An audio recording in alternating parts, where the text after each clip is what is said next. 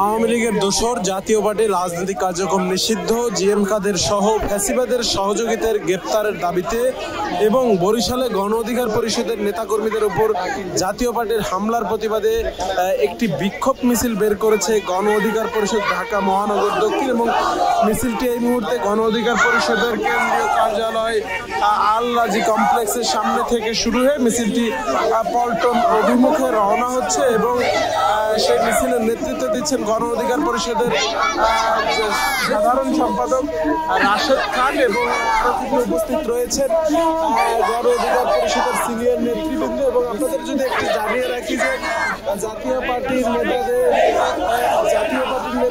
নেতা কর্তৃক নেতৃবৃন্দ এবং কর্মীদের কর্তৃক গণ অধিকার পরিষদের নেতা কর্মীদের উপর বরিশালে গতকাল একটি হামলা হয়েছে। সেই হামলার প্রতিবাদে কিন্তু এই মুহূর্তে মিছিলটি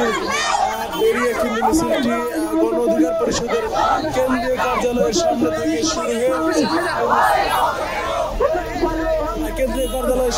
শুরু হয়ে মিছিলটি কিন্তু এই মুহূর্তে পল্টন অভিমুখে রওনা হচ্ছে। দর্শক দেখছেন